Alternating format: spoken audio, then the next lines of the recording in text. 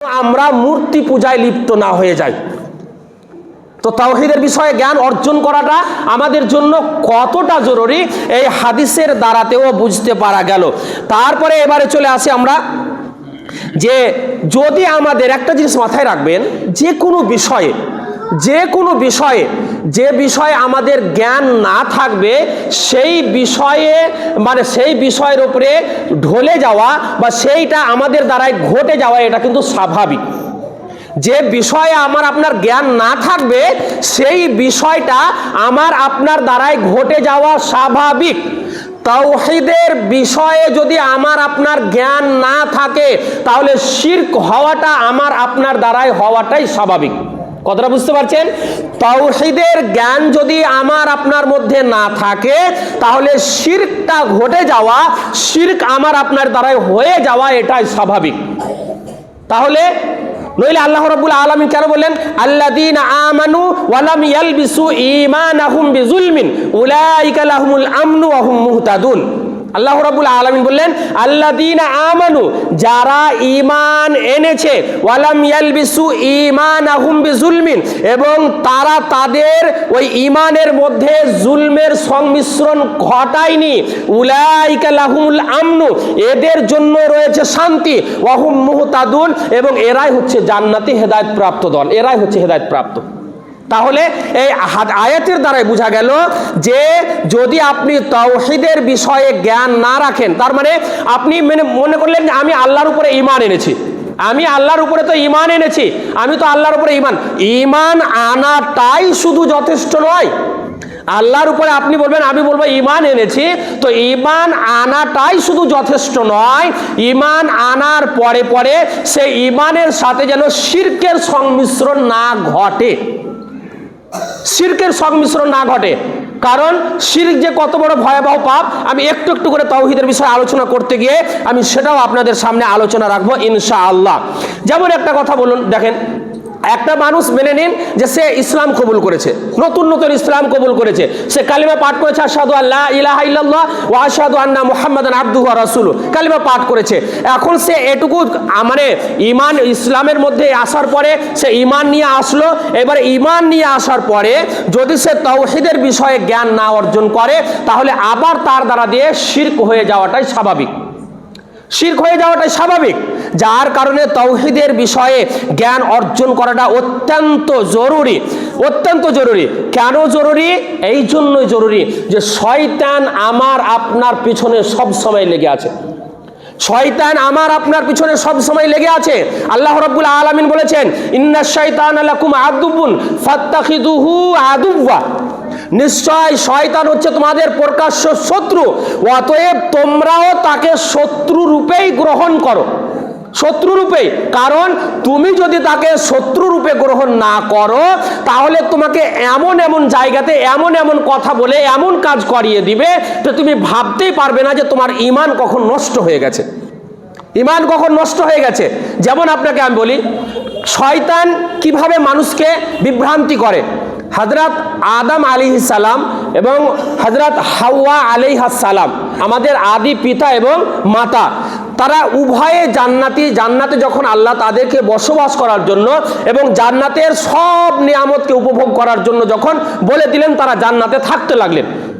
আল্লাহ শুধু একটাই তাদের কাছে শর্ত রেখেছিলেন যে তোমরা এই গাছের নিকটে যাবে না, ফালা তাকরাবা হাযিহিশ শাজারাতা, তোমরা এই গাছের নিকটে যাবে না। তারা যখন এই কথা বলে দিলেন, বলে দেওয়ার পরে শয়তান কিন্তু ছদ্মবেশে তাদের হিতাকাঙ্ক্ষী, তাদেরকে দেখে যে আমি তোমাদের হিতাকাঙ্ক্ষী, আমি তোমাদের শুভাকাঙ্ক্ষী, আমি তোমাদের বন্ধু, তোমাদের শত্রু নয়।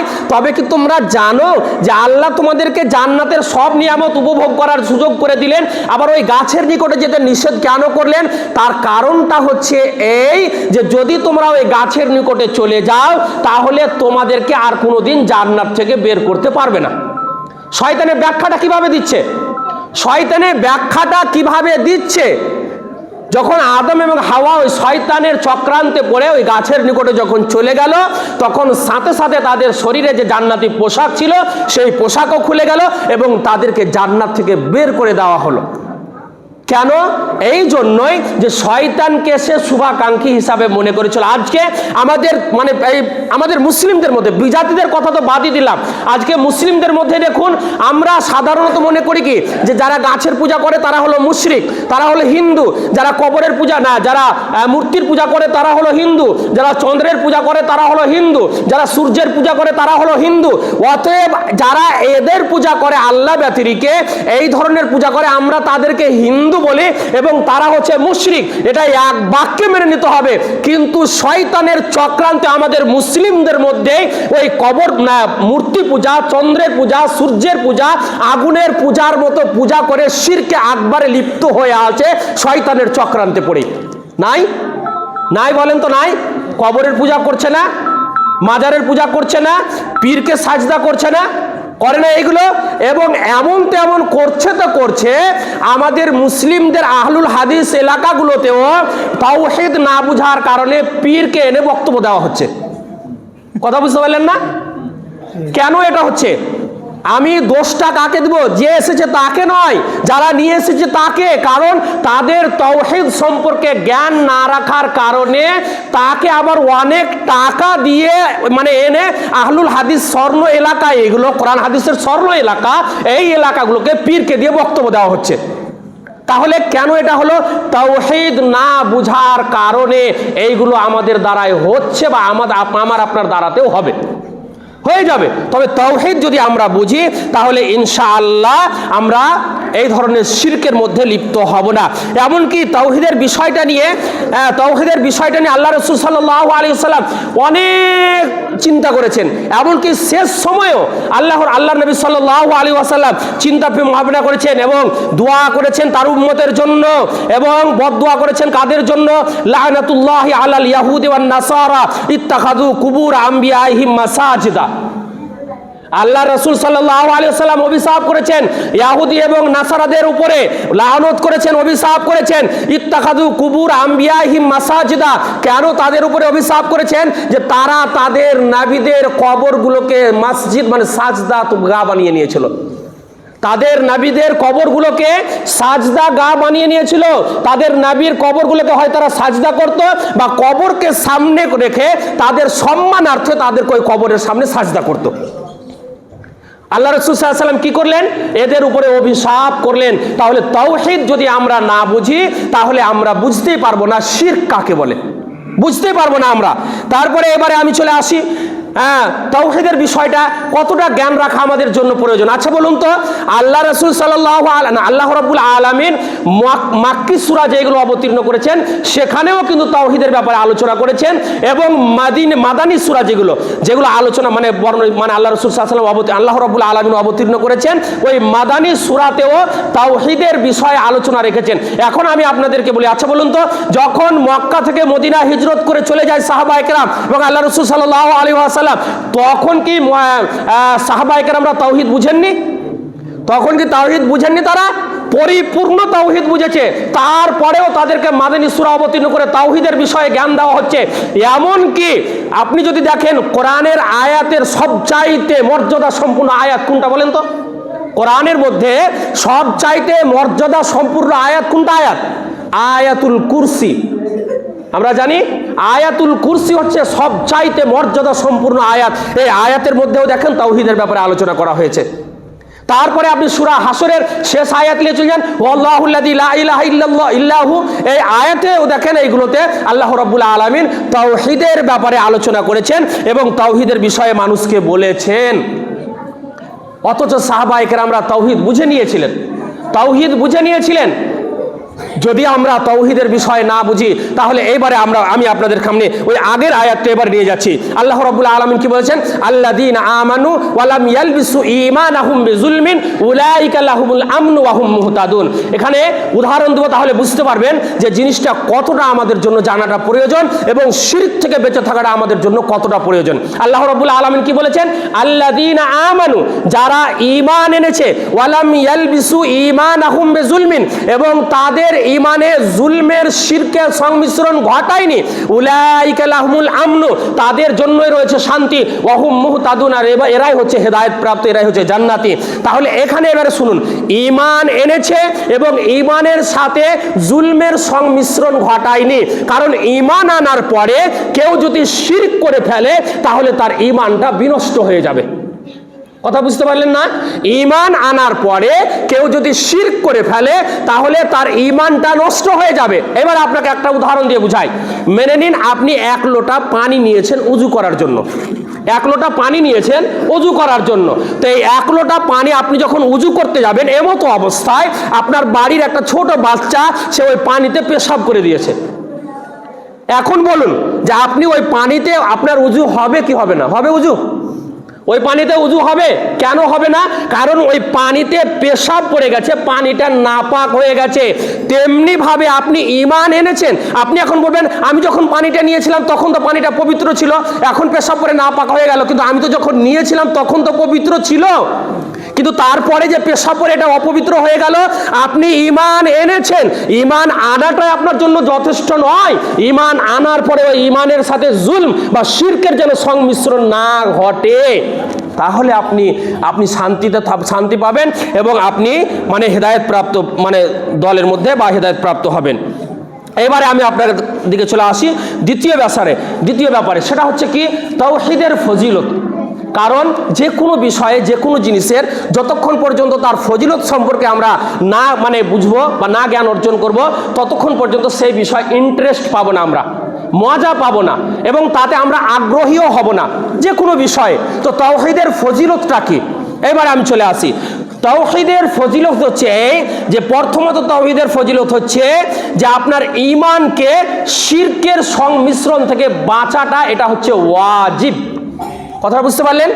আপনার ঈমানকে শিরকের সংমিশ্রণ থেকে বাঁচাটা ওয়াজিব। কেন ওয়াজিব?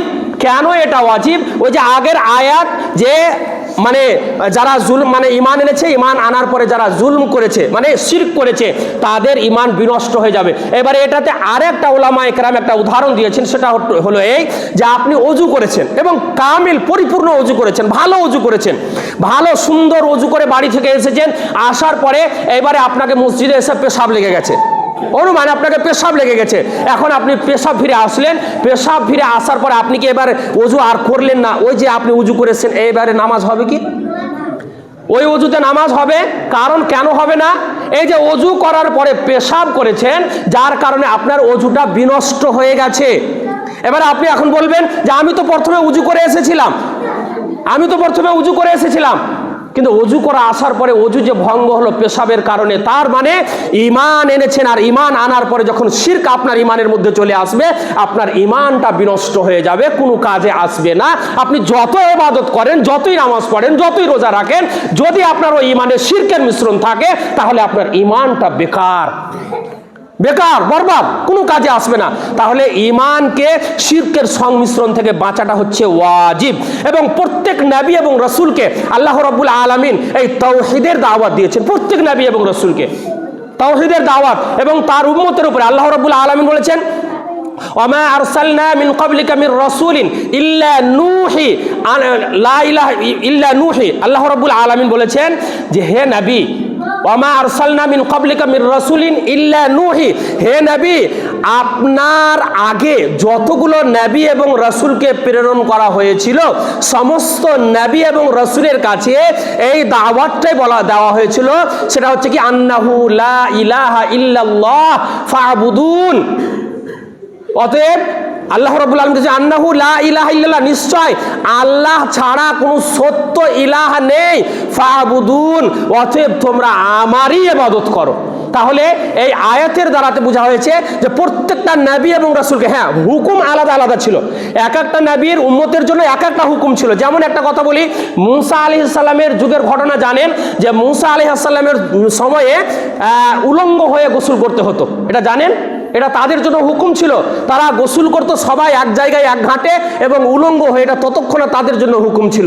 এইবারে তারপরে আরেকটা জিনিস, আল্লাহ রাসূল সাল্লাল্লাহু আলাইহি ওয়াসাল্লাম আসার পূর্বে আসার পূর্বে যতগুলো নবী এবং রাসূল মানে এসেছিলেন, তারা যে যুদ্ধে মানে যুদ্ধ করতে গিয়ে যুদ্ধে জয়লাভ করার পরে যে মাল, যেটাকে মালে গানিমাত বলা হয়, এই মালে গানিমাত আল্লাহর রাসূলের আগের নবী এবং রাসূলের উম্মতের উপরে এই মালে গানিমাত হারাম ছিল, কিন্তু আমাদের নবীর মানে উম্মতের জন্য এটাকে হালাল করা হয়েছে। তাহলে বিধান এক একটা আলাদা আলাদা, কিন্তু তাওহীদের বিধান, লা ইলাহা ইল্লাল্লাহ রিসালাতের বিধান প্রত্যেকটা নবী এবং রাসূলকে একই দেওয়া হয়েছে। এমনটা নয় যে আগে তাওহীদের ব্যাপারে আল্লাহ আগেকার নবীকে বলা হয়েছে আর এখনটা নয়, এমনটা করা হয়নি। প্রত্যেকটা আল্লাহ রাব্বুল আলামিন বললেন যে প্রত্যেকটা নবী এবং রাসূলকে তাওহীদের বিষয়ে বলা হয়েছে, এবং এটার বিষয়ে জানাটা আমাদের জন্য কতটা প্রয়োজনের, ফজিলতটা জানতে গেলে আমরা বুঝতে পারবো। আল্লাহর নবী সাল্লাল্লাহু আলাইহি ওয়াসাল্লাম বলেছেন, মান মাতা ওয়া হুয়া ইয়ালামু আন্নাহু লা ইলাহা ইল্লাল্লাহ দাখালাল জান্নাহ, হাদিস সহিহ মুসলিমের মধ্যে এসেছে। আল্লাহ রাসূল সাল্লাল্লাহু আলাইহি ওয়াসাল্লাম বলেছেন, যদি কারো মৃত্যু এইভাবে হয়েছে যে আন্নাহু ওয়া হুয়া ইয়ালামু আন্নাহু লা ইলাহা ইল্লাল্লাহ, সে জেনেছে বা জানতে পেরেছে নিশ্চয় আল্লাহ ছাড়া কোন সত্য ইলাহা নেই, দাখালাল জান্নাহ, সেই ব্যক্তি জান্নাতে প্রবেশ করবে। যদি আর ব্যাখ্যা বিশ্লেষণে আগে যাবো ইনশাআল্লাহ, এইবারে চলে আসে তারপরে মান মাতা লা ইউশরিক বিল্লাহ শাইয়ান দাখালাল জান্নাহ ওয়া মান মাতা ইউশরিক বিল্লাহ দাখালান নার। আর যদি কারো মৃত্যু এমত অবস্থায় হয়েছে যে সে আল্লাহর সাথে কাউকে শরীক করেনি, তাহলে সে জান্নাতে যাবে। আর যদি কারো মৃত্যু এমন অবস্থা হয়েছে যে আল্লাহর সাথে কাউকে অংশীদার করেছে, শিরক মানে আল্লাহর সাথে কাউকে শরীক করেছে, তাহলে সে জাহান্নামে যাবে। অতএব তাওহীদের বিষয়টা আমাদের জন্য জানাটা কতটা জরুরি এবং তাওহীদের ফজিলত। এবারে ফজিলতের বিষয় বলতে গিয়ে আমি একটা হাদিস আপনাদের সামনে নিয়ে আসি, তাহলে বুঝতে পারবেন যে তাওহীদের বিষয়ে ফজিলতটা আল্লাহ রাব্বুল আলামিন কতটা আমাদের জন্য রেখেছে। ইউআযযিবু নাসু মিন আহলি তাওহীদ ফিন নারি হাত্তা ইয়াকুনু ফিহা হুমামান। আগে যে হাদিসটা পড়েছিলাম, আল্লাহ রাসূল সাল্লাল্লাহু আলাইহি ওয়াসাল্লাম বলেছেন যে কতকগুলো মানুষকে আল্লাহ রাব্বুল আলামিন তাদের পাপের কারণে গুনাহের কারণে কি করবেন, তাদেরকে জাহান্নামে দেবেন, এবং দেওয়ার পরে জাহান্নামে পুড়ে পুড়ে তারা কয়লা হয়ে যাবে। তারপরেও কিন্তু আল্লাহ রাব্বুল আলামিন তাওহীদের কারণে জাহান্নাম থেকে তাদেরকে উঠিয়ে নিয়ে আসবেন। তাওহীদ থাকার কারণে তাদেরকে জাহান্নাম থেকে উঠিয়ে নিয়ে আসবেন, দিয়ে তারপরে আল্লাহ তাদেরকে জান্নাতে দেবেন। তার মানে এখান থেকে বোঝা হচ্ছে না, এই হাদিসের দ্বারা যেটা বোঝা যাচ্ছে যে তাওহীদ যদি থাকে আপনার মধ্যে, তারপরে কোনো কিছু ভুল ত্রুটি হয়েছে, গুনাহ হয়ে গেছে, যেগুলো হয়তো আপনি ক্ষমা চাইনি বা হয়তো আল্লাহ আপনাকে ক্ষমা করেননি, যার কারণে হয়তো আপনাকে কিছুদিনের জন্য কিছু সময়ের জন্য জাহান্নামে পুড়তে হয়েছে, তারপরেও কিন্তু তাওহীদ থাকার কারণে আল্লাহ রাব্বুল আলামিন আপনাকে কি করবেন, জান্নাতে নিয়ে আসবেন। এটা এবারে কেন, এবারে আপনাদের আরেকটা কথা বলি। আল্লাহ রাব্বুল আলামিন সূরা আল হিজরের, সম্ভবত সূরা আল হিজরের 2 নম্বর আয়াতে আল্লাহ রাব্বুল আলামিন বলছেন, রুবামা ইয়াওয়াদ্দুল্লাযীনা কাফারু লাউ কানু মুসলিমিন। আল্লাহ রাব্বুল আলামিন বলছেন যে কাফেরেরা সেই দিন আফসোস করবে যে কাশ, হায় আফসোস, আজকে যদি আমরা যদি আগে যদি আমরা মুসলিম হতাম, আমরা যদি তাওহীদের বিশ্বাসী হতাম, আমরা যদি লা ইলাহা ইল্লাল্লাহ যদি পাঠ করতাম বা তাওহীদের যদি বিশ্বাসী হতাম, তাহলে আমরাও আজকে এদের মতো জান্নাতে চলে যেতাম। এটা কিভাবে হবে? ইবনে আসিমের একটা রওয়ায়াত রয়েছে, উনি বলেছেন যে যখন ওই জাহান্নামী মানে যারা আল্লাহকে বাদ দিয়ে অন্যের পূজা করে, শিরক করেছে, যারা মুশরিক হয়ে মারা গিয়েছে, যারা শিরক করেছে, যাদের হৃদয়ে তাওহীদ ছিল না, তারা যখন জাহান্নামে জ্বলবে, এবং তাদের সাথে সাথে যাদের হৃদয়ে তাওহীদ ছিল এবং কিছু পাপের কারণে তারাও যখন জাহান্নামে জ্বলবে, তখন ওই মুশরিকরা এই জাহান্নামীদেরকে দেখে বলবে, আচ্ছা কি ব্যাপার, তোমরা তো দুনিয়াতে দেখছিলাম তাওহীদ করতে খুব, এবং তাওহীদের বিষয়ে তোমরা খুব জ্ঞান অর্জন করেছিলে, তোমরা তো সাক্ষ্য প্রদান করেছিলে যে আশহাদু আল্লা ইলাহা ইল্লাল্লাহ ওয়া আশহাদু আন্না মুহাম্মাদান আবদুহু ওয়া রাসূলুহু, তোমরা তো সাক্ষ্য প্রদান করেছিলে, তবে এগুলো সাক্ষ্য প্রদান করার পরেও, তাওহীদ থাকার পরে আজকে কেন তোমাদেরকে জাহান্নামে আমাদের সাথে আসতে হয়েছে? তখন আল্লাহ রাব্বুল আলামিনকে এই কথাটা অত্যন্ত অপছন্দ হবে, যার কারণে আল্লাহ রাব্বুল আলামিন তাদের উপরে রাগান্বিত হয়ে ওই আহলে তাওহীদ যারা ওই তাওহীদবাদীদেরকে আল্লাহ রাব্বুল আলামিন জাহান্নাম থেকে উঠিয়ে জান্নাতে নিয়ে আসবেন। তখন কাফেররা আফসোস করবে, রুবামা ইয়াওয়াদ্দুল্লাযীনা কাফারু লাউ কানু মুসলিমিন, আফসোস আমরাও যদি এদের মতো যদি দুনিয়াতে মুসলিম হতাম, আমরাও যদি কালেমায়ে শাহাদাতাইনের সাক্ষ্য প্রদান করতাম, আমরাও যদি তাওহীদবাদী হতাম, তাহলে আজকে এদের সাথে আমরাও জান্নাতে যেতে পারতাম। তাহলে তাওহীদের ফজিলত কতটা রয়েছে। এবার আরেকটা ফজিলতের কথা বলি তাওহীদের বিষয়। হাদিস থেকে প্রমাণিত আছে। তাওহীদের বিষয় বলা হয়েছে। আল্লাহ রাসূল সাল্লাল্লাহু আলাইহি ওয়াসাল্লাম বলেছেন যে তাওহীদের কিয়ামতের দিনে এমন একজন ব্যক্তিকে, বহুগুলো মানুষের, সমস্ত মানুষের সামনে এমন একজন ব্যক্তিকে নিয়ে এসে দাঁড় করিয়ে দেওয়া হবে, সকলের সামনে দাঁড় করিয়ে দেওয়া হবে। আর দাঁড় করিয়ে দেওয়ার পরে তার চোখের সামনে আল্লাহ রাব্বুল আলামিন তার পাপের, তার গুনাহের 99টা রেজিস্টার খুলে দেওয়া হবে। কটা বললাম? 99টা রেজিস্টার, তার গুনাহের 99টা খাতা খুলে দেওয়া হবে। আর এক একটা খাতা বলা হয়েছে তার চোখের দৃষ্টি শক্তি যতদূর পর্যন্ত যাবে ততদূর পর্যন্ত এক একটা খাতা। এত পাপ করেছে যে তার 99টা গুনাহের খাতা, রেজিস্টার খাতাকে তার সামনে খুলে দেওয়া হবে। খুলে দেওয়ার পরে এবারে তাকে বলবে, আচ্ছা দেখো তো এই যে তোমার চোখের সামনে যে খাতাগুলো খুলে দেওয়া হয়েছে, তো এর মধ্যে কি দেখো তো কোনো রকমের তোমার উপরে কোনো জুলুম করা হয়েছে? এর মধ্যে কি মানে তুমি যেটা করনি সেটা লেখা হয়েছে? বা আমার ফেরেশতারা যাদেরকে দায়িত্ব দেওয়া হয়েছিল, কিরামান কাতিবিন ইয়ালামুনা মা তাফআলুন, যাদেরকে দায়িত্ব দেওয়া হয়েছিল, আচ্ছা তারা লিখতে গিয়ে কি কম বেশি করে ফেলেছে? তোমার উপরে কোনো জুলুম করেছে দেখো তো তুমি? তখন তারা বলবে লা ইয়া রব্বে, সে বলবে না আল্লাহ রাব্বুল আলামিন, না আমি এর মধ্যে কোনো বাড়তি জিনিস লেখা নাই, যেটা আমি গুনাহ করেছি সেটাই লেখা রয়েছে, এবং ফেরেশতারাও এর মধ্যে কোনো রকমের কোনো কিছু বাড়তি করে দেয়নি, বাড়িয়ে দেয়নি, আমার উপরে কোনো কিছু জুলুম করা হয়নি লিখতে গিয়ে। তো তখন আল্লাহ রাব্বুল আলামিন বলছে, আচ্ছা বলো তো তোমার কি এখন কোনো উপায় রয়েছে? তোমার নিজের ডিফেন্সের জন্য, মানে নিজেকে বাঁচাবার জন্য এখন কি তোমার কোনো উপায় রয়েছে? তুমি তো এখন জাহান্নামে যাওয়ার পরিস্থিতিতে, তো তোমার কি এখন নিজেকে বাঁচাবার জন্য কোনো উপায় রয়েছে? তখন সে বলবে না আল্লাহ, আমার কোনো উপায় নেই বাঁচার জন্য। তখন আল্লাহ রাব্বুল আলামিন একটা এই ধরনের চিট খুলবেন, এই ধরনের একটা চিট, ছোট্ট করে একটা কাগজের টুকরা খুলে আল্লাহ রাব্বুল আলামিন বলে, এই দেখো তুমি বলেছিলে একদিন আশহাদু আল্লা ইলাহা ইল্লাল্লাহ ওয়া আশহাদু আন্না মুহাম্মাদুর রাসূলুল্লাহ, এই যে দেখো এটা। তখন বলবে আল্লাহ এটা দিয়ে আবার কি হবে? এতগুলো আমার 99টা রেজিস্টারের খাতা, গুনাহের শুধু পাপ আর পাপ, পাপ আর পাপ, পাপ আর পাপ, আর সামান্য একটা কালেমা, এই কালেমা দিয়ে আমার কি হবে? তখন আল্লাহ রাব্বুল আলামিন বলবেন আজকে তোমার উপরে কোনো রকমের কোনো জুলুম করা হবে না। তখন ওই 99টা রেজিস্টারকে দাঁড়ি পাল্লার একদিকে চাপানো হবে, এবং এই আশহাদু আল্লা ইলাহা ইল্লাল্লাহ ওয়া আশহাদু আন্না মুহাম্মাদুর রাসূলুল্লাহ, এই কালেমাটাকে দাঁড়ির এক পাল্লায় চাপা হবে। চাপার পরে দেখা গেল যে এই কালেমায় আশহাদু আল্লা ইলাহা ইল্লাল্লাহ ওয়া আশহাদু আন্না মুহাম্মাদুর রাসূলুল্লাহ, এই কালেমাটার পাল্লাটা ভারী হয়ে গেল, আল্লাহ তাকে জান্নাতে দেবেন। তাহলে তাওহীদের ফজিলত কতটুকু? তবে সবাই এটা মনে করিয়েন না যে তার মানে তাহলে তো এবার আমরা লাইসেন্স পেয়ে গেলাম যে আর নামাজ রোজা করবো না, কিছু করবো না, মৃত্যুর আগেকালীন মানে তাওহীদ পড়ে নেব, মানে কালিমা পড়ে নেব আর জান্নাতে চলে যাবে। এটা সবারই জন্য না। যারা সুযোগ পায়নি এমন সময় কালিমা পাঠ করেছে, কালিমা পাঠ করার পরে সে আর সুযোগ পায়নি নামাজ পড়ার, রোজা রাখার, আর কোনো কিছু সুযোগ পায়নি, আর একবারে অন্তরের অন্তরস্থল থেকে উদার চিত্তে শক্ত মন নিয়ে এবং আল্লাহ রাব্বুল আলামিনের উপরে অটুট ভরসা এবং বিশ্বাস রেখে সেই কালেমা পাঠ করে মৃত্যুবরণ করেছে, তাদের জন্য এটা। নইলে তাওহীদ থাকার কারণেও, কালেমা তাওহীদ থাকার কারণেও তো বেশ কিছু মানুষকে জাহান্নামে জ্বলতে হবে। আগের হাদিসটা বললাম না? তাহলে আল্লাহ রাব্বুল আলামিন আমাদেরকে যেন তাওহীদ বুঝার তৌফিক দান করে। সময় যেহেতু চলে আসছে, এবারে বিষয়গুলো আমি যেটা আপনাদের সামনে রাখতে চাইবো সেটা হচ্ছে যে তাওহীদের কিসিম, প্রকার, তাওহীদের প্রকার। আচ্ছা তাওহীদের কয় প্রকার আছে কেউ জানেন? কয় প্রকার জানেন না? তাওহীদের কয় প্রকার? 3 প্রকার। ছোট্ট বাচ্চা সুবহানাল্লাহ, আল্লাহ এর জ্ঞানকে আল্লাহ যেন বৃদ্ধি করে দেয়, আমিন। তাওহীদের কয় প্রকার? 3 প্রকার। তাওহীদের 3 প্রকার কি কি? তাওহীদে রুবুবিয়াত, তাওহীদে উলুহিয়াত, তাওহীদে আসমা ওয়া সিফাত। 3টা তাওহীদের প্রকার। কটা বললাম? তাওহীদে রুবুবিয়াত, তাওহীদে উলুহিয়াত, তাওহীদে আসমা ওয়া সিফাত, এই 3টা। আচ্ছা এই তাওহীদে উলুহিয়াত, তাওহীদে রুবুবিয়াত, তাওহীদে উলুহিয়াত, তাওহীদে আসমা ওয়া সিফাত, এইগুলো কি কোরআন হাদিসে রয়েছে? কোরআন হাদিসে রয়েছে? অবশ্যই রয়েছে, অবশ্যই রয়েছে।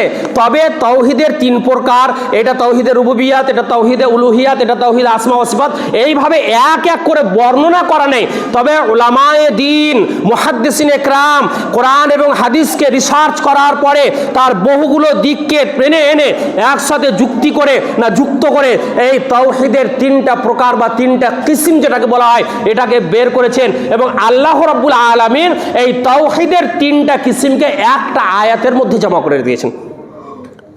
কোরআনের একটা আয়াতে এই তাওহীদের তিনটা কিসিমকে আল্লাহ রাব্বুল আলামিন জমা করেছেন।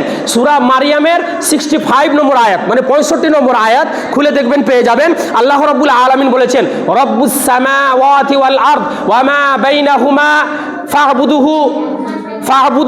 ফা'বুদুহু ওয়াসতাবির লিইবাদাতিহি হাল তা'লামু লাহু সামিয়্যা। আল্লাহ রাব্বুল আলামিন তাওহীদের তিনটা কিসিমকে বর্ণনা করেছেন। রব্বুস সামাওয়াতি ওয়াল আরদ ওয়া মা বাইনাহুমা, আসমান এবং জমিনের এবং এর মধ্যে যা কিছু রয়েছে এই সব কিছুর রব কে? আল্লাহ। তাহলে এই যে রব, এই রব শব্দটা তাওহীদে রুবুবিয়্যাত, আসমান এবং জমিনের রব কে এবং এর মধ্যে যা কিছু রয়েছে সব কিছুরই রব কে?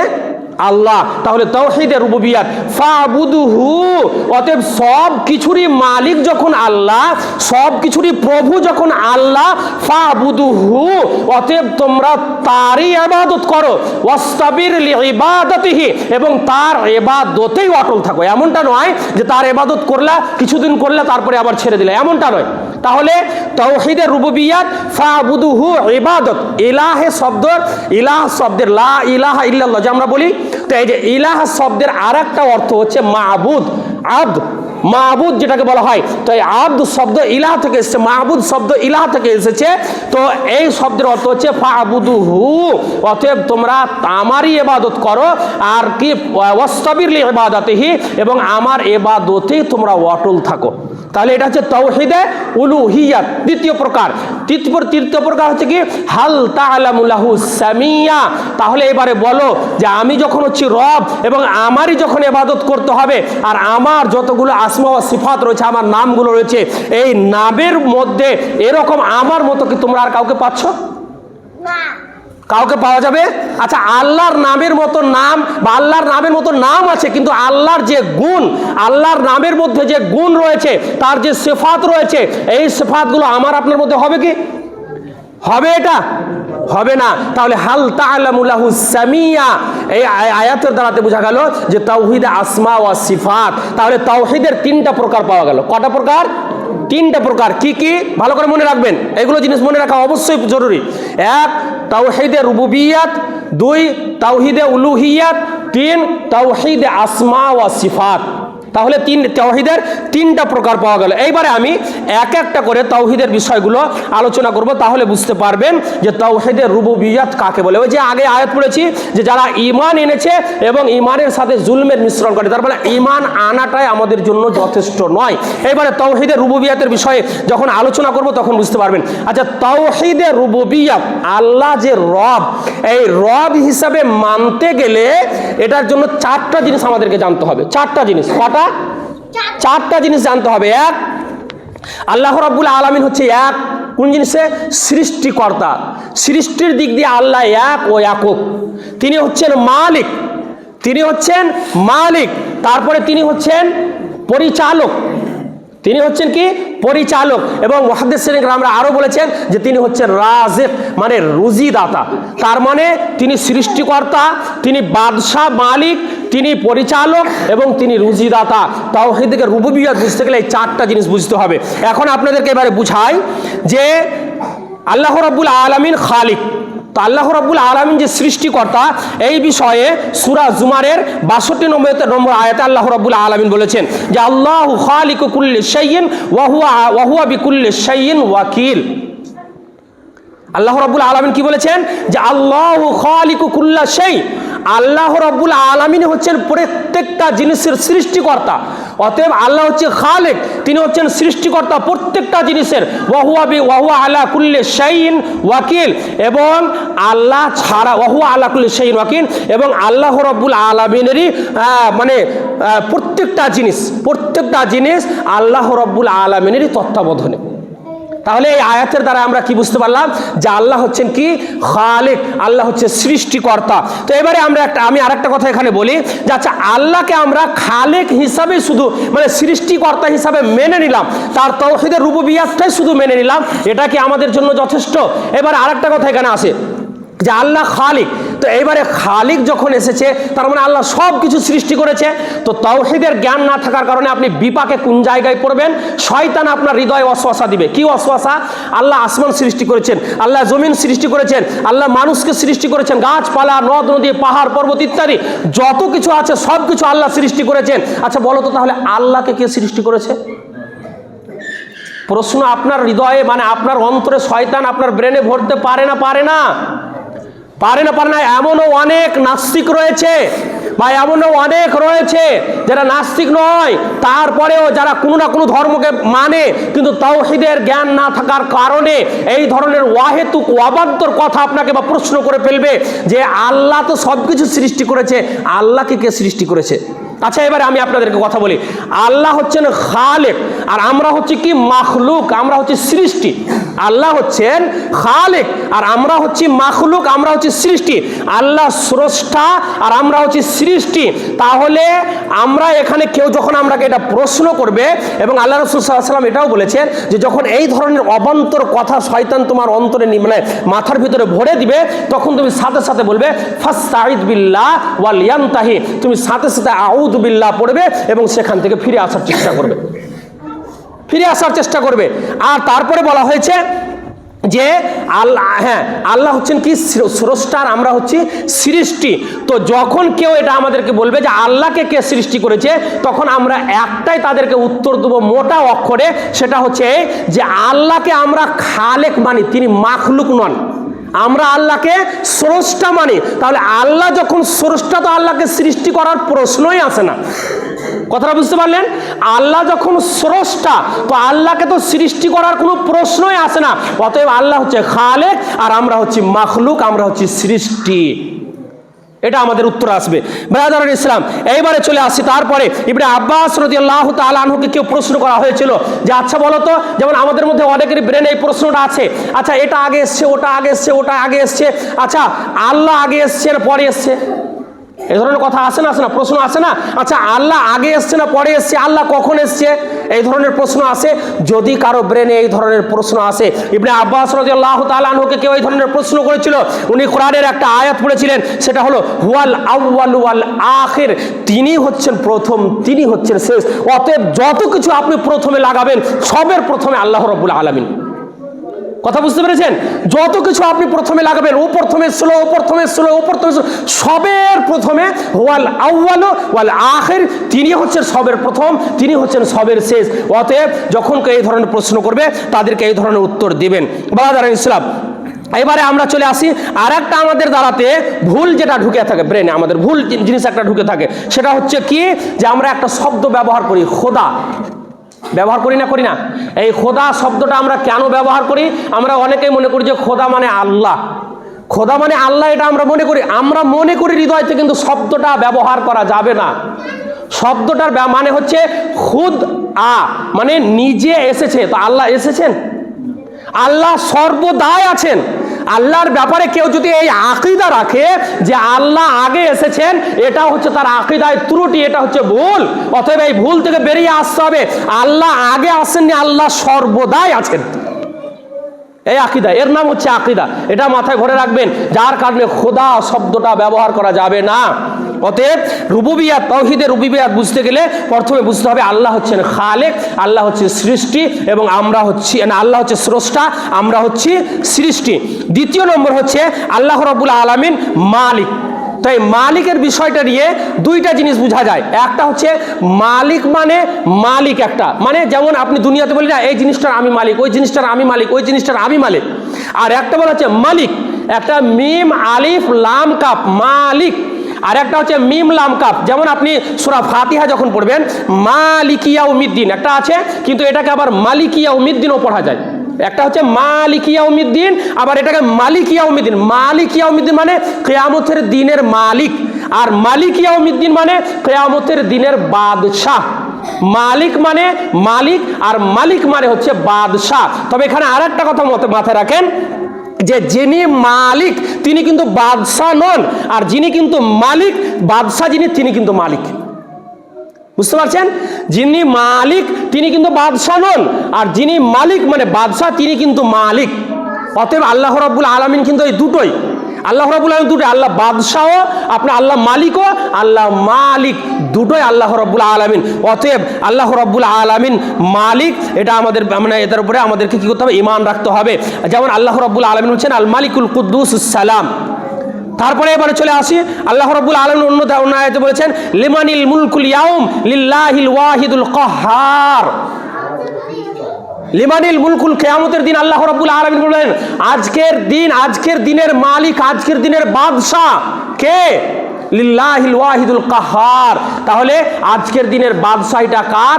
আল্লাহ রাব্বুল আলামিনের, যিনি কাহ্হার। কাহ্হার মানে বলা হয় মানে অত্যন্ত শক্তিশালী এবং পুঙ্খানুপুঙ্খ বিচারক, এটাকে বলা হয় কাহ্হার। এর আরো অর্থ আছে ব্রাদারান ইসলাম। তো আল্লাহ রাব্বুল আলামিন হচ্ছেন কি? কিয়ামতের দিনের মালিক। তারপরে এইবারে মুলক আর মুলকের বিষয়টা নিয়ে দেখেন যে যারা দুনিয়াতে মালিক হয়, এই মালিক হওয়াটাও কিন্তু সে নিজে নিজে মালিক হয়ে যায় না। নিজে নিজে যারা দুনিয়াতে বাদশা যারা হন, তারা কিন্তু নিজে নিজে বাদশা হয়ে যান না। আল্লাহ রাব্বুল আলামিন বলছেন তুতিল মুলকা মান তাশা ওয়া তানজিউল মুলকা মিম্মান তাশা। আল্লাহ রাব্বুল আলামিন যাকে ইচ্ছা বাদশাহী দান করেন, আবার যার কাছ থেকে ইচ্ছা হয় ছিনিয়ে নেন না। তার মানে দুনিয়াতে যে আপনি যে রাজত্ব পেয়েছেন, যে বাদশাহী পেয়েছেন, এটাও কিন্তু দেওয়া কার? আল্লাহর। এটাও দেওয়া কার? আল্লাহর। অতএব তাও আবার আল্লাহর ইচ্ছাতে, যাকে চাইবেন আল্লাহ দিবেন, আবার যার কাছ থেকে ইচ্ছা হবে আল্লাহ রাব্বুল আলামিন ছিনিয়ে নেবেন। অনেক দুনিয়াতে দেখেন এমন অনেক সময় রয়েছে, অনেক বাদশার আপনি ইতিহাসগুলো পড়ে দেখেন যে তার সন্তানই তাকে জেলে ভরে তাকে হত্যা করেছে, ঘরেনি? তার প্রজা বা তার কওমের লোকেরা, তার মানে রাজত্বের লোকেরা তার মানে বিরুদ্ধে, তার সেনাপতিরা তার বিরুদ্ধে মানে কি করে মানে তারা মানে একজুট হয়ে তার বিরুদ্ধে স্লোগান দিয়ে তাকে আর কিছু করে মানে তার বাদশাহী থেকে তাকে সরিয়ে দিয়ে তাকে হত্যা করেছে। এরকম অনেক ইতিহাস রয়েছে। তাহলে আল্লাহ রাব্বুল আলামিন হচ্ছেন মালিক এবং মালিক, তিনি বাদশাহ, তিনি মালিকও, তিনার উপরে আর কোনো কিছু নেই ব্রাদার ইসলাম। এবারে আমি চলে আসি আপনাদেরকে মুদাব্বির মানে তাদবির যেটাকে বলা হয়। আল্লাহ রাব্বুল আলামিন হচ্ছেন পরিচালক। তো আল্লাহ রাব্বুল আলামিন পরিচালক। এমনটা পরিচালক কেন আল্লাহ রাব্বুল আলামিনকে আমরা মানবো? যে প্রত্যেকটা জিনিস দুনিয়ার বুকে যা কিছু রয়েছে, আল্লাহ রাব্বুল আলামিন সৃষ্টি করার পরে এই জিনিসগুলোকে কি ছেড়ে দিয়েছেন? আল্লাহ রাব্বুল আলামিন যা পৃথিবীতে সৃষ্টি করেছেন, আমাকে আপনাকে, গাছপালা, নদ নদী, জীবজন্তু, পশু পাখি যা কিছু সৃষ্টি করেছেন, আচ্ছা সৃষ্টি করার পরে আল্লাহকে এগুলোকে ভুলে গেছেন? নাউযুবিল্লাহ। আল্লাহ এগুলো থেকে ভুলে গেছেন কি? যে ছেড়ে দিয়েছি, সৃষ্টি করে দিয়েছি, ছেড়ে দিয়েছি, আর আমার কোনো দেখার দরকার নেই, তোমরা যা করবে করো, এরকম কি? এটা যেন কোনো সময় মানুষ মনে না করে। যদি এটা কেউ মনে করে তাহলে ও বড় ভ্রান্ত পথে রয়েছে। আল্লাহ রাব্বুল আলামিন এদের বিষয়ে বলেছেন, জালিমদের বিষয়ে, ওয়ালা তাহসাবানুল্লাহা গাফিলান আম্মা ইয়ালামুজ জালিমুন। আর জালিম যারা, তারা এই ভ্রান্ততে কখনোই যেন না থাকে। কি কখনোই না থাকে? যে সে জুলুম করবে, আর সে জুলুম করার পরে আল্লাহ তাকে পাকড়াও করবে না, ধরবে না, আল্লাহ তাকে কিছু বলবে না। এই ভ্রান্তিতে না থাকে, এই ভ্রান্তিতে না থাকে। কারণ আল্লাহ যেমন সৃষ্টি করেছেন, জান্নাত সৃষ্টি করেছেন, জাহান্নাম সৃষ্টি করেছেন। জান্নাত যেমন খায়র, তেমনি জাহান্নামও, আর জাহান্নাম হচ্ছে শার। জান্নাত যেমন আমাদের জন্য কি খায়র, মানে আমাদের উপকারী বা উপকৃত আমাদের জন্য, আর জাহান্নাম হচ্ছে শার, আমাদের জন্য নিকৃষ্ট। তো জাহান্নাম সৃষ্টি করেছেন আল্লাহ এবং জান্নাতও সৃষ্টি করেছেন আল্লাহ। এই খায়র এবং শারের সৃষ্টির মালিক কিন্তু আল্লাহ। তাই বলে আমরা কিন্তু এটা কখনো আল্লাহকে বলতে পারি না যে খায়র এবং শার আল্লাহ সৃষ্টি করেছেন। যেমন ইব্রাহিম আলাইহিস সালাম যখন অসুস্থ হতেন, ভালো এবং মন্দের মালিক আল্লাহ, কিন্তু তাই বলে আমরা ভালোটাকে যখন বলবো তো মন্দটাকে বলার সময় এটা যেন আল্লাহর দিকে আদবের সহিত আমরা যেন নিসবত না করি, এটা থেকে যেন আমরা পরহেজ করি। কেমন? যে ইব্রাহিম আলাইহিস সালাম আল্লাহর কাছে দোয়া করতেন যে ওয়াইদা মারিজতু ফাহুয়া ইয়াশফিন, আল্লাহ যখন আমি অসুস্থ হই তখন তুমি আমাকে সুস্থতা দান করো। তার মানে এই যে অসুস্থ মানে কাউকে অসুখ করে দেওয়া, কাউকে অসুস্থ করা, এটা কার কাজ? আল্লাহর কাজ। আবার কাউকে শেফা দান করা, সুস্থ করা, এটাও কার কাজ? এটাও আল্লাহর কাজ। এবং খায়র, তাহলে খায়র এবং শারের মালিক দুটোই হচ্ছে কে? আল্লাহ রাব্বুল আলামিন। অতএব আল্লাহ রাব্বুল আলামিন এই পৃথিবীকে সৃষ্টি করার পরে মানে পরিচালনা করছেন, এটা আমাদেরকে মাথায় রাখতে হবে। যদি পরিচালনা না করতেন, যদি আমাদেরকে ভুলে যেতেন, তাহলে মুসা আলাইহিস সালাম আর ফিরাউনের ঘটনা আমরা জানি। আমরা জানি যে যখন মুসা আলাইহিস সালাম তার দলবলকে নিয়ে ফেরাউনের মানে দল থেকে বা ফেরাউন থেকে বাঁচার জন্য যখন চলে গেলেন সমুদ্রের ধারে, এবারে সমুদ্র ধারে গিয়ে তারা এবারে বাধা পড়ে গেলেন, কোথায় যাবে? তার দলবলের লোকেরা বলতে লাগলো যে এবারে তো আমরা ফেরাউনের হাতে বন্দি, আমরা তো এবারে ধরা পড়ে যাব। তখন মুসা আলাইহিস সালাম কি বলেছিলেন যে কাল্লা ইন্না মাইয়া রব্বি সায়াহদিন, কখনোই নয়, নিশ্চয় আল্লাহ আমার সাথে রয়েছেন, অতএব তিনি আমাদেরকে পথ দেখাবেন। তারপরে আল্লাহ রাব্বুল আলামিন তাদেরকে সমুদ্রের রাস্তা করে দিয়ে তাদেরকে পার করিয়ে দিলেন এবং ফেরাউন এবং তার লস্করকে কি করলেন? ডুবিয়ে মেরে ফেললেন। তো আল্লাহ যদি ভুলে যেতেন আমাদেরকে সৃষ্টি করার পরে, তাহলে তো মুসা আলাইহিস সালাম ধরা পড়ে যেতেন। তার মানে হচ্ছে যে আল্লাহ হচ্ছে মুদাব্বির, মানে আল্লাহ হচ্ছে পরিচালক।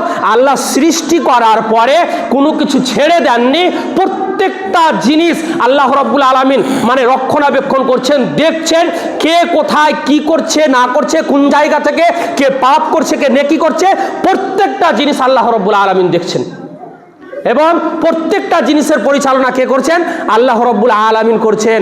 হাওয়া বাতাস দিয়ে আমাকে আপনাকে পরিচালনা করছেন, খাদ্য দিয়ে আল্লাহ রাব্বুল আলামিন, রুজি দিয়ে আমাকে আপনাকে পরিচালনা করছেন, বৃষ্টি দিয়ে আল্লাহ রাব্বুল আলামিন পরিচালনা করছেন, সব কিছু দিয়ে পরিচালনা করছেন। আমি যেহেতু সংক্ষেপে আলোচনাগুলো নিয়ে যাচ্ছি, যার কারণে এবারে আমি চলে আসি আপনাদের সামনে যে আমরা এখান থেকে বুঝতে পারলাম যে আল্লাহ রাব্বুল আলামিন হচ্ছেন মানে মুদাব্বির, পরিচালক, এবং আল্লাহ রাব্বুল আলামিন রাজিক মানে রুজিদাতা। এই বিষয়টা নিয়ে একটা আয়াত পড়ি তাহলে বুঝতে পারেন। আল্লাহুল্লাযী খালাকাকুম সুম্মা রাযাকাকুম সুম্মা ইউমীতুকুম সুম্মা ইউহয়ীকুম হাল মিন শুরাকাইকুম মান ইয়াফআলু মিন যালিকুম মিন শাইইন সুবহানাহু ওয়া তাআলা আম্মা ইউশরিকুন। সূরা রুমের 40 নম্বর আয়াত। আল্লাহ রাব্বুল আলামিন বলেছেন তিনি হচ্ছেন মহান রব্বুল আলামিন, যিনি তোমাদেরকে সৃষ্টি করেছেন, সুম্মা রাযাকাকুম তারপরে তোমাদেরকে রুজি প্রদান করেছেন, সুম্মা ইউমীতুকুম এরপরে তোমাদেরকে মৃত্যু বরণ করাবেন, সুম্মা ইউহয়ীকুম তারপরে আবার তোমাদেরকে আল্লাহ রাব্বুল আলামিন জীবিত করবেন।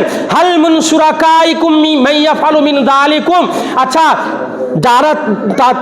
যাদেরকে তোমরা শরীক করেছো আমার সাথে, আল্লাহর সাথে যারা শিরক করেছে, যাদেরকে মনে করেছো যে এরা আমাদের আপদে বিপদে সুখ দুঃখের মালিক, এরা আমাদের উপকার করতে পারে অপকার করতে পারে, তো যারাকে তোমরা শরীক করেছো এদের মধ্যে কি কেউ আছে, কারো ক্ষমতা আছে যে এইগুলোর মধ্যে একটা কিছু তোমাদেরকে দিতে পারবে বা তারা একটা কিছু করতে পারবে? কারো ক্ষমতা আছে? কেউ মানুষকে মৃত্যুবরণ করতে পারবে, মৃত্যুর পরে জীবিত করাতে পারবে? সব কিছু আর মালিক আল্লাহ রাব্বুল আলামিন। অতএব আল্লাহ রাব্বুল আলামিন হচ্ছেন সুবহানাহু ওয়া তাআলা আম্মা ইউশরিকুন। আল্লাহ রাব্বুল আলামিন হচ্ছেন পাক সেই সব জিনিস থেকে যার মানে যেই সব জিনিসে তোমরা মানে আল্লাহর সাথে শিরক করেছো সেইগুলো জিনিস থেকে আল্লাহ রাব্বুল আলামিন পবিত্র। অতএব এই দ্বারাদের এই চারটা জিনিস দিয়ে আমরা তাওহীদের রুবুবিয়াত বুঝতে পারলাম। তাওহীদের রুবুবিয়াত বুঝার পরে এইবারে আমি দ্বিতীয় মানে প্রকার যেটা সেটা হচ্ছে তাওহীদে উলুহিয়াত। তো তাওহীদে রুবুবিয়াতটাই আমাদের জন্য কিন্তু যথেষ্ট নয়। আল্লাহকে রব হিসাবে মেনে নেওয়া এটাই কিন্তু আমাদের জন্য যথেষ্ট নয়। কারণ আমরা যদি আল্লাহকে রব হিসাবে মানি, তো মক্কার মুশরিকরা আল্লাহকে রব হিসাবে মানতো না তারা? মক্কার মুশরিকরা আল্লাহকে রব হিসাবে মানতো না। যখন আবু লাহাব যখন আব্দুল মুত্তালিব আবরাহা বাদশাহ যখন কি করলো, আব্দুল মুত্তালিবের উটগুলোকে যখন পাকড়াও করেছিল মানে বন্দি করে নিয়েছিল, তখন এবার আব্দুল মুত্তালিব তিনি আল্লাহর কাছে কি দোয়া করেছিলেন যে হে আল্লাহ, এই উটের মালিক আমি, অতএব এইগুলো ছাড়াবার দায়িত্ব আমার, কাবার মালিক হচ্ছে তুমি, অতএব এটা সংরক্ষণের দায়িত্ব বা রক্ষণাবেক্ষণের দায়িত্ব তোমার। তো যদি আল্লাহর উপরে আব্দুল মুত্তালিব মুশরিক হওয়ার পরে আল্লাহর উপরে ঈমান ছিল না, হলে আল্লাহকে বললেন কেন? তারপরে আল্লাহ রাসূল সাল্লাল্লাহু আলাইহি ওয়াসাল্লামের আব্বা, যার ব্যাপারে বলা যায় আল্লাহ রাসূল সাল্লাল্লাহু আলাইহি ওয়াসাল্লামের আব্বা জান্নাতি না জাহান্নামী, তার বাবা মা দুজনে জাহান্নামে যাবে হাদিসের দ্বারা যেটা প্রমাণিত। অতএব তার আব্বার নাম কি ছিল? আব্দুল্লাহ। তিনি মুশরিক ছিলেন না মুসলিম ছিলেন? মুশরিক ছিল। তাহলে মুশরিক ছিল, তারপরেও তার নাম ছিল আব্দুল্লাহ, আল্লাহর বান্দা। তাহলে যদি তাদের আল্লাহর উপরে তারা আল্লাহকে রব হিসাবে না মানতো, তাহলে আল্লাহর বান্দার নাম কেন রাখলো? তারা আরো কিছু নাম রাখতে পারতো অন্য। তাহলে আল্লাহকে রব হিসাবে মেনে নেওয়া এটাই যথেষ্ট নয়। কারণ আল্লাহ রাব্বুল আলামিন স্বয়ং নিজে বলেছেন, হে নবী আপনি তাদেরকে প্রশ্ন করে দেখুন, যখন আপনি বলবেন এই আসমান জমিন এবং এর মধ্যে যা কিছু রয়েছে এইগুলোর সৃষ্টিকর্তা কে, তখন তারা অবশ্যই বলবে যে এগুলোর সৃষ্টিকর্তা হচ্ছে আল্লাহ। আচ্ছা, সাত আসমানের এবং আরশে আজিমের সৃষ্টিকর্তা কে? তখন তারা অবশ্যই বলবে, দেখবে তারা বলবে আল্লাহ। আল্লাহর ব্যাপারে তাদের এমনও বিশ্বাস রয়েছে যে এইগুলোর সৃষ্টিকর্তা আল্লাহ, তারপরেও তারা আল্লাহর শুকরিয়া মানে আল্লাহর জিকির আজকার করে না, তারপরে আল্লাহকে তারা ইলাহ হিসাবে মেনে নেয় না, তারপরেও তারা আল্লাহকে মানে ইলাহ মাহবুদ হিসাবে তারা মেনে নেয় না, তারপরেও তারা কিন্তু মুশরিক। ওয়ামা ইউমিনু আকতারুহুম বিল্লাহি ইল্লা ওয়া হুম মুশরিকুন, তোমাদের মধ্যে অধিকাংশ মানুষ আল্লাহর প্রতি ঈমান আনা সত্ত্বেও মুশরিক। কেন তারা মুশরিক হলো? মুশরিক হলো এই জন্যই, এইবারে বুঝতে পারবেন কবরের পূজা করা আর পীরের কাছে সাজদা করার বিষয়টা আর এই মক্কার মুশরিকদের বিষয়টা। মক্কার মুশরিকরা তারা জানতো যে লাত, উজ্জা, মানাত, হুবাল এইগুলো যেই সব 360টি মূর্তি ছিল মক্কার কাবার ভিতরে, এই 360টি মূর্তির মধ্যে ইব্রাহিম আলাইহিস সালামের মূর্তি ছিল কাবার ভিতরে, এই 360টি মূর্তির মধ্যে ইসমাইল আলাইহিস সালামের মূর্তি ছিল এবং আরো বড় বড় নবী এবং রাসূলদের মূর্তি কাবার ভিতরে ছিল। এদেরকে তারা মানত কি হিসাবে? এদেরকে ডাইরেক্ট আল্লাহ বলতো না, তবে তারা মুশরিকরা কিভাবে তাদেরকে মানত? যে এরা হচ্ছে আল্লাহর নৈকট্য বান্দা, আল্লাহর নেক বান্দা ছিল এক সময়ে, অতএব এদেরকে যদি আমরা সন্তুষ্ট করতে পারি বা এদের মাধ্যম দিয়ে মানে আল্লাহর কাছে তো ডাইরেক্ট পৌঁছানো যাবে না, তাদের আকীদা আল্লাহর কাছে তো ডাইরেক্ট পৌঁছানো যাবে না, আমরা হচ্ছে গুনাহগার, আমরা হচ্ছে পাপী, অতএব ডাইরেক্ট আল্লাহর কাছে আমরা পৌঁছাতে পারবো না। অতএব এই মূর্তিগুলোর সামনে আমরা সাজদা করে মাথা নত করে এদের নামে জানোয়ার জবে করে এদের গায়ে রক্ত ছিটিয়ে যখন আমরা এদেরকে সন্তুষ্ট করতে পারবো, তো এরা আমাদের কথাগুলো কোথায় নিয়ে যাবে? আল্লাহর কাছে। এখন যারা পীর পূজা করে, এখন যারা কবর পূজা করে, এখন যারা কবরে চাদর চড়ায়, এখন যারা পীরকে সাজদা করে, এদের আকীদাটা কি? মক্কার মুশরিকদের আকীদা যা, মক্কার মুশরিকদের আকীদা যা, যে আমরা একে তো ইলাহ মানে ডাইরেক্ট একে আমরা আল্লাহ বলে মানি না, এরা আল্লাহর নৈকট্য বান্দা এটা আমরা মানছি। তেমনি ভাবে আজকে যারা কবর পূজা, মাজার পূজারে, পীর পূজায় যারা লিপ্ত, যারা ব্যস্ত, যারা এইগুলোকে দিন মনে করছে, তারা মুশরিক, তারা শিরক করছে, তারা বুঝতেই পারে না যে আমরা কত শিরকে নিমজ্জিত হয়ে আছি। এদেরও আকীদা হচ্ছে এটাই যে এগুলো আল্লাহর নৈকট্য বান্দা, আমরা গুনাহগার বান্দা। জজের কাছে গেলে তো উকিলের প্রয়োজন হয়, অতএব আল্লাহর কাছে যেতে গেলে ডাইরেক্ট তো আমরা গুনাহগার বান্দা আল্লাহর কাছে পৌঁছাতে পারবো না। অতএব এদেরকে যদি আমরা সন্তুষ্ট করতে পারি, এদের নামে যদি আমরা জানোয়ার জবে করতে পারি, এদের আঘাতে যদি সাজদা করতে পারি, তাহলে এরা আমাদের কথাগুলো আল্লাহর কাছে রাখবে, তখন আল্লাহ আমাদেরকে ক্ষমা করবে। নাউযুবিল্লাহ বলেন। তাহলে মক্কার মুশরিকদের মধ্যে আর এখনকার মুসলিম মুশরিকদের মধ্যে পার্থক্যটা কোথায়? যদি আমাদের এই তাওহীদে উলুহিয়াতের বিষয়ে জানা না থাকে, তাহলে ওই যে বললাম তাওহীদের বিষয়ে যদি আমার আপনার জ্ঞান না থাকে, তাহলে সেই শিরকের মানে নিমজ্জিত হয়ে যাওয়া, শিরকের মধ্যে পড়ে যাওয়া, এটা আমার আপনার দ্বারাই স্বাভাবিক। তারপরে শেষ করে দেবো না? আচ্ছা, তারপরে এবারে আল্লাহ রাব্বুল আলামিন তাওহীদে উলুহিয়াতের মূল উদ্দেশ্য কি? মূল উদ্দেশ্য আল্লাহ রাব্বুল আলামিন কি বলেছেন? ওয়ামা খালাকতুল জিন্না ওয়াল ইনসা ইল্লা লিয়াবুদুন। সূরা যারিয়াতের মধ্যে আল্লাহ রাব্বুল আলামিন বলেছেন যে আমি জিন এবং মানুষকে শুধুমাত্র আমার ইবাদতের জন্যই সৃষ্টি করেছি, আমার ইবাদতের জন্য। ইবনে আব্বাস রাদিয়াল্লাহু তাআলা আনহু বলছেন লিইউহিদুন, যেন তারা আমার তাওহীদের সাক্ষ্য প্রদান করে আমার ইবাদতের জন্য। আচ্ছা, মক্কার মুশরিকরা মেনেছিল, আমরা কি বলি? আমরা কি মানি? লা ইলাহা ইল্লাল্লাহ। আমরা কি কালেমা পাঠ করি? লা ইলাহা ইল্লাল্লাহ। আচ্ছা, লা ইলাহা ইল্লাল্লাহর মধ্যে কতগুলো জিনিস ভরা আছে? আমরা হয়তো মনে ভাবলাম যে শুধু লা ইলাহা ইল্লাল্লাহ পড়লাম। এই লা ইলাহা ইল্লাল্লাহর অর্থটা শুনুন আগে। লা ইলাহা ইল্লাল্লাহর অর্থ হচ্ছে একটাতে আমরা কি করছি? একটাতে যে আল্লাহ ব্যতিরেকে যতগুলো উপাসক আছে, যতগুলো মাবুদ আছে, যতগুলো ইলাহ রয়েছে আল্লাহ ব্যতিরেকে, এইগুলোর সবকে আমরা অস্বীকার করছি। লা ইলাহা, আর নেই কোনো সত্য ইলাহ। ইলাহ তো আছে, কিন্তু এগুলো একটাও সত্য ইলাহ নেই। এগুলোকে আমরা কি করলাম? অস্বীকার করলাম। আর আমরা স্বীকৃতি দিলাম কি? ইল্লাল্লাহ, আল্লাহ ছাড়া যতগুলো দুনিয়াতে ইলাহ হিসাবে যাদেরকে যারা মেনে নিয়েছে, যাদের সামনে সাজদা করে, যে মূর্তির সামনে সাজদা করে, পাথরের সামনে সাজদা করে, কবরের সামনে সাজদা করে, যাদেরকে তারা ইলাহ হিসাবে মেনে নিয়েছে, এইগুলো সব বাতিল, এইগুলো সব ভ্রান্ত। অতএব তাওহীদে উলুহিয়াত আমাদের জন্য অত্যন্ত জরুরি। আর একটা হাদিসের কথা, আর একটা কথা বলি যে তাওহীদে উলুহিয়াতের দ্বিতীয় নাম হচ্ছে কি? ইবাদত। তাওহীদে উলুহিয়াতের দ্বিতীয় নাম হচ্ছে কি? ইবাদত। তো ইবাদতের পরিসংখ্যা আপনাদেরকে দিই, তাহলে বুঝতে পারবেন। ইমাম ইবনে তাইমিয়া রাহমাতুল্লাহ আলাইহি বলেছেন, আল ইবাদাতু ইসমুন জামিউন লিকুল্লি মা ইউহিব্বুল্লাহু ওয়া ইয়ারদা মিনাল আকওয়ালি ওয়াল আ'মালি আয-যাহিরা আল বাতিন। ইমাম ইবনে তাইমিয়া রাহমাতুল্লাহ আলাইহি বলেছেন যে ইবাদত শব্দটি, ইলাহ শব্দটি হচ্ছে প্রত্যেক মানে সমষ্টির নাম, ইবাদতের প্রত্যেক সমষ্টির নাম, যে লিকুল্লি মা ইউহিব্বুল্লাহু ওয়া ইয়ারদা, প্রত্যেক সেই ইবাদতের নাম যেই ইবাদতে আল্লাহ সন্তুষ্টি হবে। কথাটা বুঝতে পেরেছেন? ইবাদত মানে ইলাহ শব্দের, ইবাদত শব্দের অর্থটা হচ্ছে কি, যে প্রত্যেক সেই ইবাদতের নাম যে ইবাদত করতে গেলে আল্লাহ রাব্বুল আলামিন সন্তুষ্ট হবে। আল্লাহ যাতে সন্তুষ্ট হবে কি কি, মিনাল আকওয়ালে, জুবানের দ্বারা, জিহ্বার দ্বারা যে ইবাদত করি, জিহ্বার দ্বারা আমরা কি করি, আল্লাহর জিকির আজকার করি, কোরআন তেলাওয়াত করি, তাহলে জিহ্বার দ্বারাই করি। তারপরে ওয়াল আমালে, এবং কর্মের দ্বারাই, আমল মানে কর্মের দ্বারা কি আমরা করি, নিজের মানে কর্মের দ্বারা, সেটা হচ্ছে কি, যে রুকু করি আমরা, সাজদা করি আমরা, তাহলে আল্লাহর কাছে সময়ে দুই হাত তুলেই করি, তাহলে এগুলো আমাল মানে কর্মের দ্বারা আল্লাহ রাব্বুল আলামিনের আমরা কি করি, ইবাদত করি।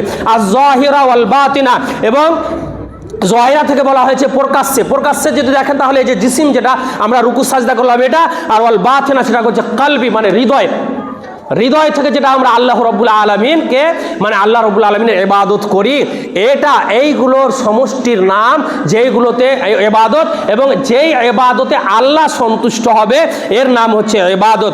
ইলাহের মানে হচ্ছে যে ইবাদত। তারপরে এবার আরেকটা কথা আপনাদের বলি, তাহলে আমি বুঝতে, আপনি ইনশাল্লাহ এখান থেকে ছেড়ে দেবো, যেহেতু শায়েখ আমাকে শোয়ার সময় দিয়ে দিয়েছে, আর আমারও মসজিদে ডিউটির ব্যাপার আছে, বুঝতে পারছেন?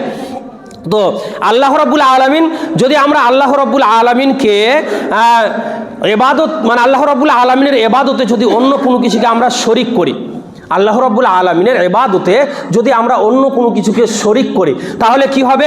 আল্লাহ রাব্বুল আলামিন এখানে বলেছেন কি, যে হ্যাঁ, ওয়াবুদুল্লাহ ওয়ালা তুশরিকু বিহি শাইআ, তোমরা আল্লাহ রাব্বুল আলামিনের ইবাদত করো এবং আল্লাহ রাব্বুল আলামিনের ইবাদতে কোনো কিছুকে শরিক করো না, কোনো কিছুকে না, কিছুই শরিক করা যাবে না আল্লাহ রাব্বুল আলামিনের, তার তাওহীদে রুবুবিয়াতে, তার খালকে, তার মুলকে, এবং তার তাদবীরে, এবং তার আর কিছুতে, এবং তারপরে এবারে তার যেটা তাওহীদে উলুহিয়াত ইবাদতের ক্ষেত্রে, এসব কোনো কিছু ক্ষেত্রে মানে আল্লাহ রাব্বুল আলামিনের সাথে কোনো কিছুকে শরিক করা যাবে না। এবারে ছোট্ট করে একটা শুধু তাওহীদে আসমা ওয়া সিফাত, আর 2 মিনিট 2-4 মিনিট, হ্যাঁ, তাওহীদে আসমা ওয়া সিফাত এটা বুঝিয়ে দিয়ে 3টা প্রকার বলেছিলাম। তো তাওহীদে রুবুবিয়াত হয়ে গেল, তাওহীদে উলুহিয়াত হয়ে গেল, এবারে শুধু তাওহীদে আসমা ওয়া সিফাত এটা বলে দিলেই তাওহীদের মূল উদ্দেশ্যটা বুঝতে পারবেন। বা তাওহীদটা শেখ উসাইমিন রাহমাতুল্লাহ আলাইহি বিষয় বলেছেন যে তাওহীদে আসমা ওয়া সিফাতের ব্যাপারে বলেছেন যে আম্মা তাওহীদুল আসমা ওয়া সিফাতি ফাহুয়া ইফরাদুল্লাহি তাআলা বিআসমাইহি ওয়া সিফাতিহি বিহাইসু ইউমানুল আবদা বিমা ইসবাতুল্লাহি বিনাফসিহি ওয়া কিতাবিহি ওয়া ইসবাতুহু লাহু রাসূলুল্লাহ সাল্লাল্লাহু আলাইহি ওয়াসাল্লাম মিনাল আসমাই ওয়া সিফাতি আলাল ওয়াজহি আল্লাযী আরাদাল্লাহু ওয়া রাসূলুহু ওয়া আলাল ওয়াজহিল লাইকিল বিহি। তো এখানে যেটা বলা হয়েছে যে তাওহীদে আসমা ওয়া সিফাত, আসমা মানে বহুগুলো নাম, আল্লাহর বহুগুলো নাম রয়েছে না, রয়েছে না, ওয়া সিফাত এবং বহুগুলো নাম, যতগুলো নাম রয়েছে ততগুলো আল্লাহর সিফাত মানে গুণও রয়েছে, আল্লাহর যতগুলো নাম রয়েছে ততগুলো গুণও রয়েছে।